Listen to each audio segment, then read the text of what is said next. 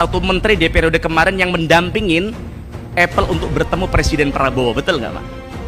Nah, kemarin sedang ramai soal bagaimana Apple gagal investasi di Indonesia karena mereka minta tax holiday 50 tahun.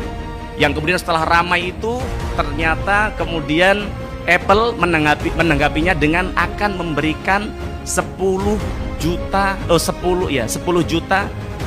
investasi di Indonesia yang kalau saya jumlahkan hanya 157 miliar. Ini kan kacang, Pak.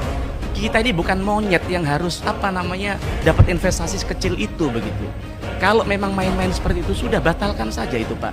Itu bukan hanya menghina bangsa kita, Pak. Itu menganggap kita ini orang dungu, bangsa yang tidak berpendidikan yang bisa dibodohin oleh mereka, Pak.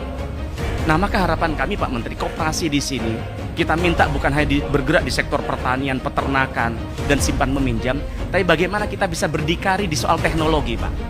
Kita bisa belajar dari China yang hari ini sudah bisa memproduksi handphone sendiri. Bahkan mereka ketika diblok sama Google, Google tidak boleh masuk ke sana, GPS tidak boleh masuk ke sana, apakah kemudian China gulung tikar? Tidak.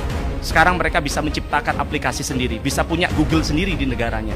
Maka kita juga berangkat dari semangat ini, semangat yang sudah dilecehkan oleh namanya Apple ini, Pak. Kita bisa menciptakan koperasi-koperasi itu bisa bikin namanya handphone lokal, Pak.